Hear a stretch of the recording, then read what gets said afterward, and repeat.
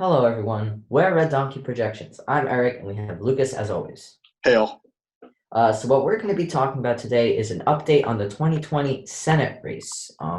As you know, there have been quite a few changes that we thought were reasonable. We thought it was reasonable to make another video because of all the changes that were going on in the country. Some of them being Black Lives Matter protests, which would benefit the Democrats. And for the Republicans, there's the economy. Yeah, the economy is in Trump's favor. So without further ado, let's get right into it.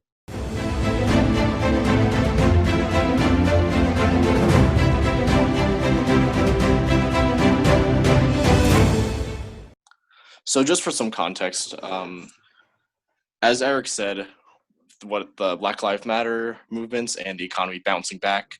Another thing that we're taking into consideration are the fundraising numbers.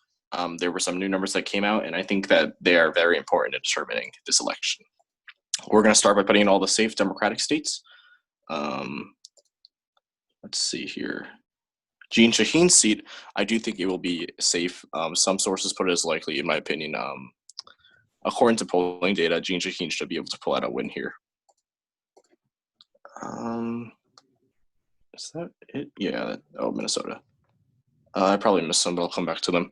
Okay. All right. Republicans now. Safe. Republicans we will not be talking about today. Open seat in Wyoming, but a pretty high chance that he takes it. Alaska. Oh. Yep. Yes, this is Don Sullivan. And Alabama. Eric, you want to talk about Alabama? Sure, Lucas. So, as we said in previous videos, this was Doug Jones' seat, and it was quite a shock to everyone how he was able to get the Democratic seat in a heavily Republican area. So, this made him very popular. He got lots of funding. Surprisingly, he's still not faring really well. Polls show how he is at least 10 percentage points behind the Republicans, which is Tuberville or Sessions. So because of those events that happened and that are not going to Jones's favor, we think that Alabama is just going to be a safe Republican seat, which is what we're going to fill out right now. Yes, I do agree with that. I don't think Doug Jones really has a chance here.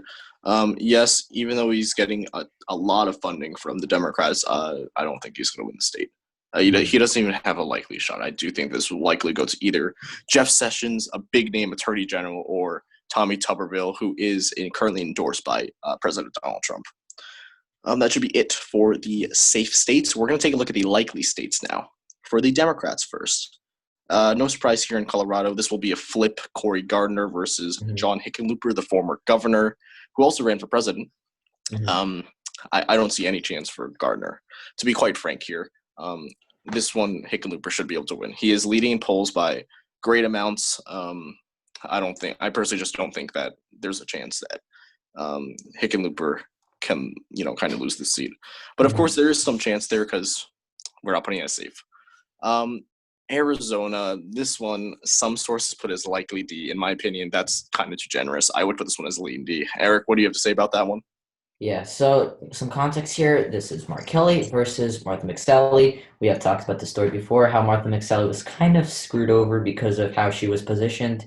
Mark Kelly is favored in this situation. So we think it's going to the Democrats in a likely or lean margin. A lean, yeah. Instead. Yeah, I think lean. I think I realized I just messed up because we were supposed to do likelies first, but whatever, that's fine. Virginia, I forgot to put it in. This one should be safe. This is Mark Warner's seat. Pretty high chance that he's going to take this one, especially after the Virginia is becoming more and more Democratic. And that should be all the likely Democratic states. We're going to head now to the likely Republican states. We have the state of Kentucky. This is Senator Mitch McConnell, the majority leader. Very unpopular, the second most unpopular behind Susan Collins. We'll talk about that later. Will he have a lesser shot of winning? Yes, but he's probably going to win still. Amy McGrath, who's probably going to be his primary opponent, his general election opponent, is pretty well known from her House election, but then again, she did lose that election. I don't think that she stands a chance against the Senate Majority Leader. Another obvious one here is Texas. You know what? Texas is honestly either safe or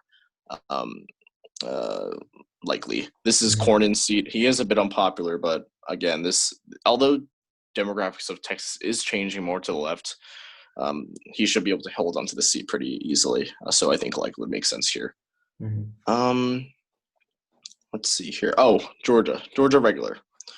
We'll talk about special later, but Georgia regular probably going to go to the Republican. The only person who I think would have been a formidable opponent was Stacey Abrams, but she didn't want to run. She wants to be vice president, so I don't think that the Democrats really have a chance here.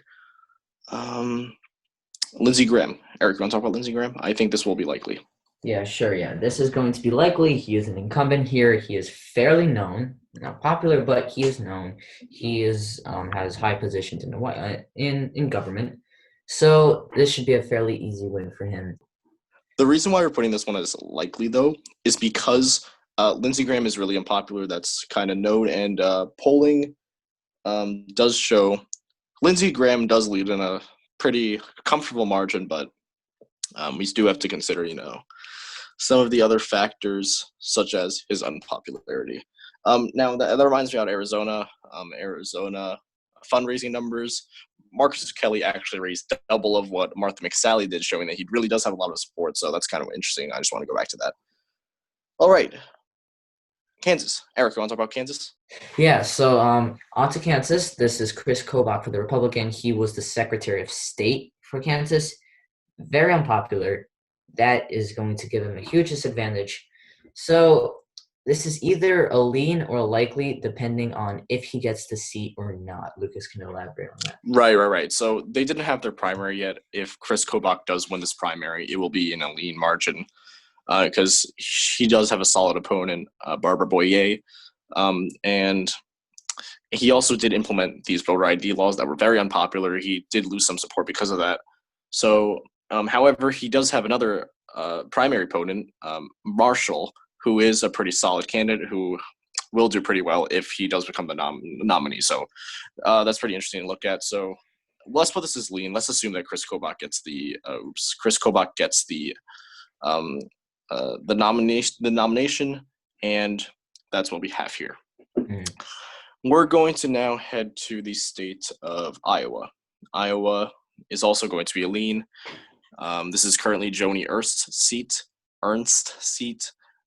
Polling was actually quite interesting. I do remember some of the polls having the Democrat leading, which is kind of interesting to think about.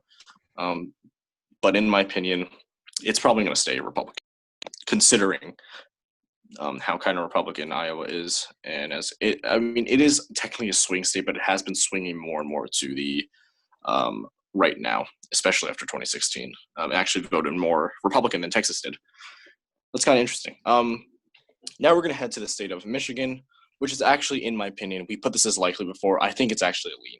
This is Gary Peters' seat. He is running against presumably John James, who gained a lot of popularity in 2018 when he ran in the 2018 Senate race. Although he lost in a very slim margin, which is very surprising to many people. He is viewed as a rising star in the Republican Party.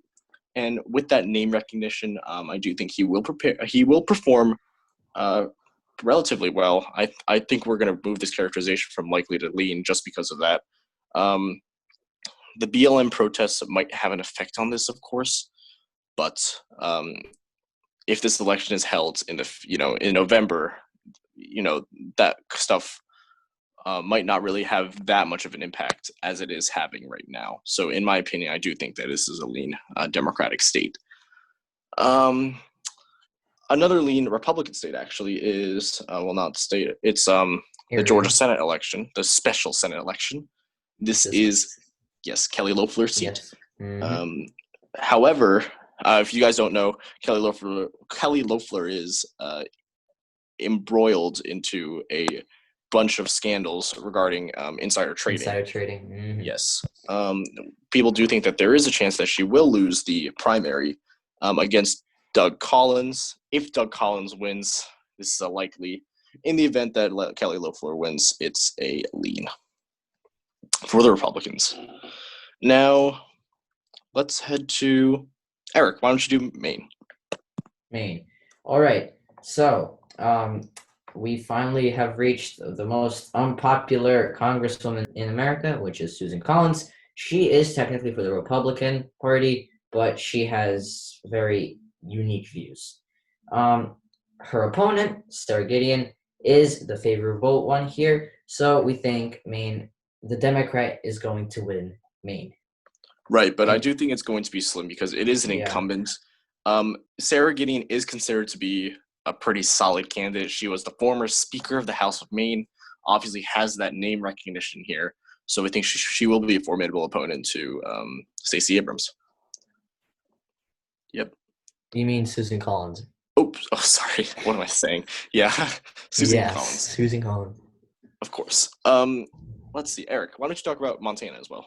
So let's move on to Montana here. So we have the Democrat, Steve Bullock, current governor, ran for president, very popular. For the Republican side, we have Steve Daines.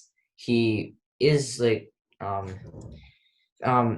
he served government in Montana, and he has a lot of fundraising, more fundraising compared to Bullock. Because of that, we think that unlike our previous classifications, this is going to Republicans in a tilt margin because it is neck and neck, but that funding is going to give Steve Daines the advantage. Yeah, right. I looked at the polling numbers. They were quite bad for Steve Bullock, actually, compared to Steve Daines. Polls do show Bullock lead points, but that those were done, a few weeks ago. So I think that's really important to note here. So yes, incumbent Steve Daines is favored to win this seat. All right, let's now head to our final state, the state of North Carolina.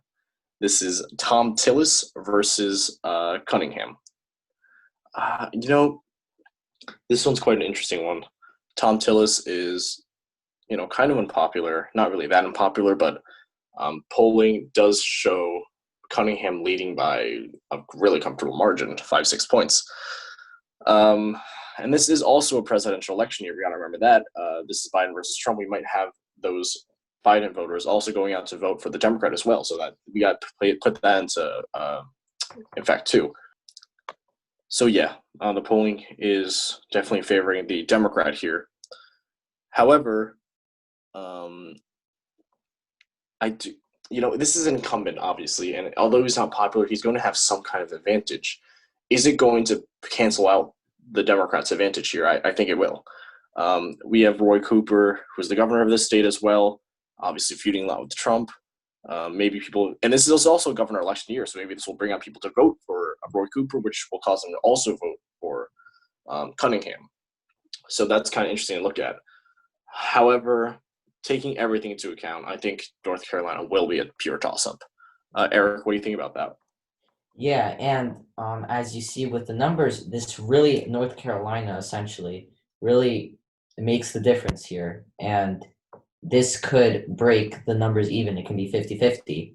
Or if the Republicans win, they do gain the majority slightly. And that will be the difference. So just for a reminder, if you all don't know, if the Senate is tied 50-50, the tie-breaking vote is the vice president. So it'll come down to the White House if the Democrats carry the state of North Carolina. At the moment, we do think it's slightly favored for Joe Biden. This will and possibly likely will change before election, but currently there is a slight favor for Joe Biden. So, it's possible that Democrats will take back the Senate. This will be a very interesting race to look at. I'm very looking forward to this in November. Anyway, thank you all so much for watching.